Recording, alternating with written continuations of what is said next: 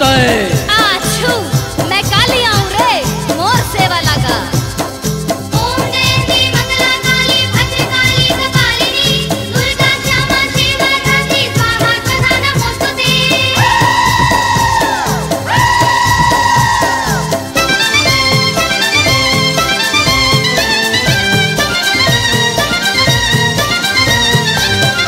नहीं जानो मैं कोनो सेवा कैसे तोला मनावूं, जय काली जय खप्पर वाली सुमिरत हावूं।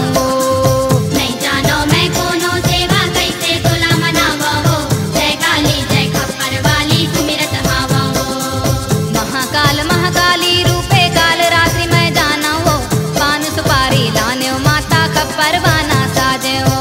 महाकाल महाकाली रूपे काल रात्रि में जाना हो, पान सुपारी लाने माता खप्पर वाना साजो।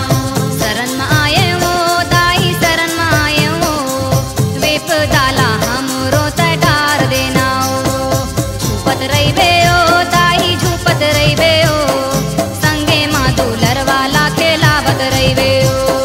झूपत रही बे ओ दाई झूपत रही बे ओ, संगे माँ दूलर वाला खेलावत रही बे ओ। ए कौन देवता तय। आछू मैं दुर्गा हूँ रे मोर सेवा लगा। ओम सर्व स्वरूपे सर्वते सर्वशक्ति समन्विते अयुतसाहि नौ देवी दुर्गे देवी नमोस्तुते।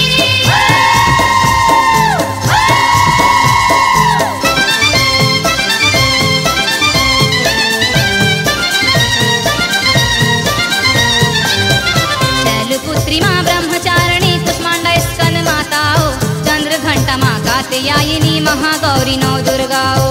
शैलपुत्री माँ ब्रह्मचारिणी